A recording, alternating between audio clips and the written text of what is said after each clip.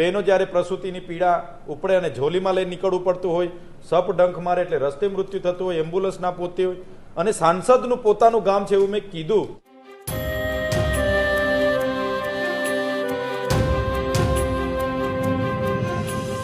લાઈવમાં તમારું સ્વાગત છે. 6 મહિના પહેલા નર્મદા જિલ્લાના જૂના રાજથી જીતગઢને જોડતા રસ્તા મામલે ડેડિયાપાડાના ધારાસભ્ય ચૈતર વસાવાએ પદયાત્રા કરી હતી અને સરકારને જગાડવાનો પ્રયાસ કર્યો હતો. ત્યારે આ ગામ ભરૂચના સાંસદ મનસુખ વસાવાનું પૈતૃક ગામ હોવાનું કહેવાય છે. ત્યારે ગઈકાલે ગુજરાત વિધાનસભામાં ચૈતર વસાવા દ્વારા આ મામલે અટકેલી મંજૂરીને મંજૂર કરવા માટે સરકારને રજૂઆત કરતા સરકારના વન અને પર્યાવરણ વિભાગના મંત્રી અર્જુન મોઢવાડિયા દ્વારા માંગણી સ્વીકારી લેવામાં આવતા ચૈતર વસાવાએ ભરૂચના સાંસદ મનસુખ વસાવા ઉપર કટાક્ષ કરતા કહ્યું છે કે ભરૂચના સાંસદના ગામનો રસ્તો બનાવવા માટે અમે 17 કિલોમીટર પદયાત્રા કરી પણ સાંસદ પોતાની સરકારમાં રજૂઆત ન કરાવી શક્યા. વધુમાં તેમનું શું કહેવું છે જુઓ આ વિડીયોમાં.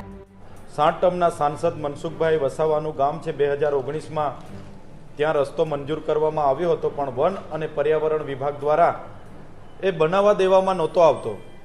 આજની માંગણીઓમાં અમે માંગણી કરી કે જીતગઢથી જૂના રાજનો રોડ ફોરેસ્ટવાળાએ જે અટકાવ્યો છે તાત્કાલિક ધોરણે ચાલુ કરવામાં આવે.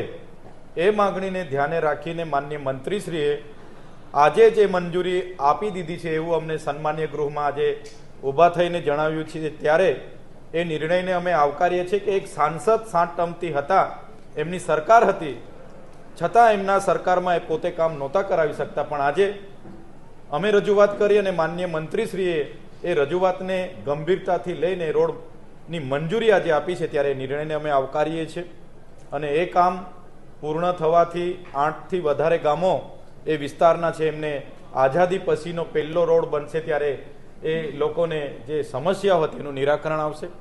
બીજો મારો ખાસ મુદ્દો આજે સન્માન્ય ગૃહમાં હતો. 1968માં ઉકાઈ પરિયોજના બની. એ પરિયોજનામાં જે ગામો વિસ્થાપિત થયા હતા, જેમ કે પાડી, નાલ,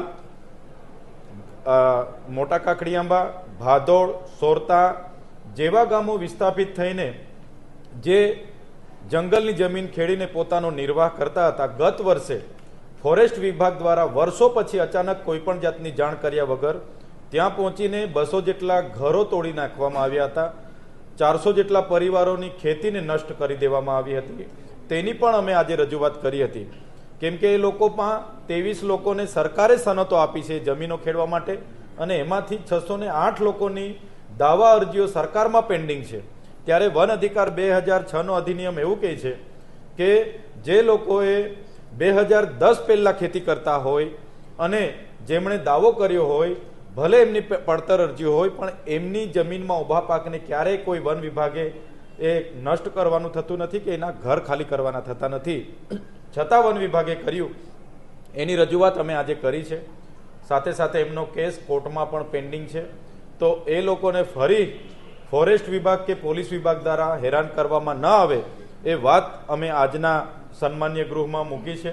સાથે સાથે જે નર્મદા જિલ્લામાં દીપડાઓનો જે ત્રાસ છે, આજે એની ચર્ચા માનનીય મંત્રીશ્રીએ કરી કે દીપડાઓને અટકાવવામાં આવશે, એમને એમના જે કેન્દ્રો છે રેસ્ક્યુ કેન્દ્રોમાં લઈ જવામાં આવશે. ને અમે તો એટલે સુધી કીધું છે કે 12 જેટલા લોકો પર હમણાં જ હુમલા કર્યા દીપડાઓ, એમાં 6 જેટલા લોકો અતિ ગંભીર થયા, 6 જેટલા લોકોનું મૃત્યુ થયું.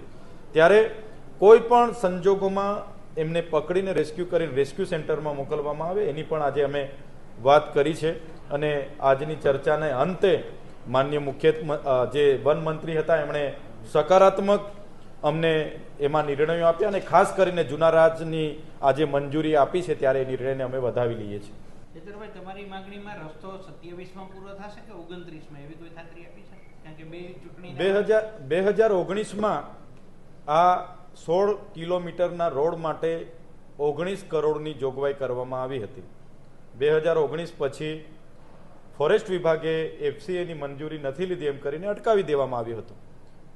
અમે ત્યાંના ગામના લોકો, સાંસદશ્રીનું પોતાનું ગામ હોય એટલે સાંસદશ્રીના ઘરે 2 વર્ષથી આટા મારતા હતા.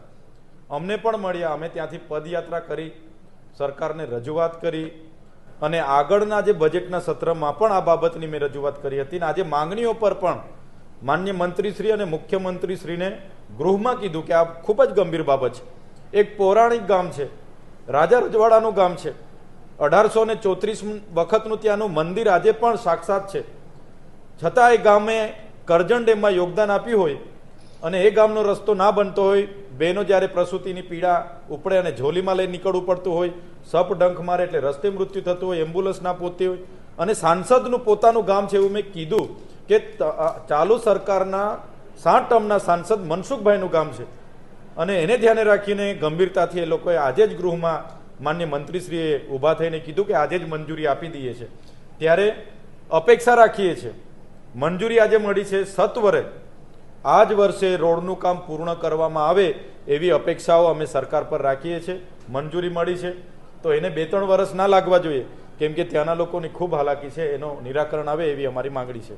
કદાચ બજેટ વધશે તો એની પ્રોસેસ હોય છે અને માર્ગ અને મકાન વિભાગમાં એનું બેઠક થાય છે અને એમાં વધારાનું બજેટ હોય તો એ લોકો મહિનામાં શક્ય છે 16 કિલોમીટરનો રોડ બની જાય, કેમ કે પછી ચોમાસું ના, એ તો રોડનું કામ ચાલુ થશે. એકવાર બ્રિજ નાળાનું પણ કામ ચાલુ થઈ જાય અને ડાંબર સપાટીનું કામ શક્ય થાય તો 16 કિલોમીટર છે. લોકો જો એજન્સી રસ લઈને કામ કરે તો 2.5-3 મહિનામાં પૂર્ણ થઈ જશે.